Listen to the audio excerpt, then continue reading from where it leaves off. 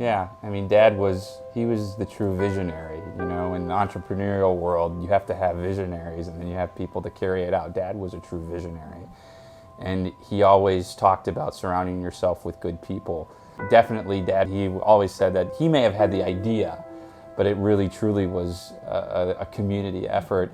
And it's continued to be that way. And we've been very fortunate at Gift of Life to be able to have the community, the board members that we've had who truly, I say, bleed Gift of Life, that have really backed the mission and the vision that Dad had. Because without them, this would just be an idea. And Dad would tell you that. I think the history surrounding the Gift of Life House and patients seeing that connection with the clinic, people really connect with that as something that they go through as well, and that they know that this was set up in the context of someone who has gone through what they've gone through, and I think that they find that there's certainly a great solace in that when they come to reflect through that transplant experience. So I think that there will be more people requiring kidney transplant. We're certainly seeing an increase in age in the people requiring a kidney transplant, and that's not going to change in the next 10 years either. So there will be just this growing need for space for people to stay when they come to Rochester.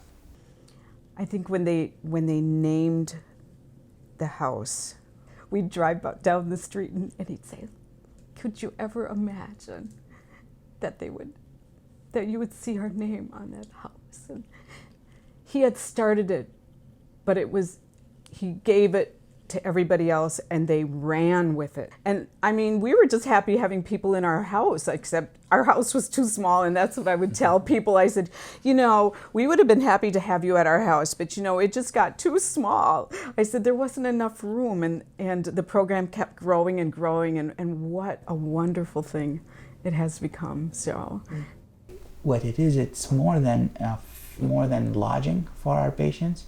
It is a home for them in Rochester. It is also a support group. It's a home since most of our patients come from outside Rochester. We do around 600 transplants a year, and our CAR T-cell volume is increasing in addition to that, and perhaps 90% come from outside the county area. And for patients to be able to see other patients that are, say, a couple weeks before them or a month after them, that are dealing now with this fight, the graft versus host disease, or are going through the chemotherapy, I think it's quite important.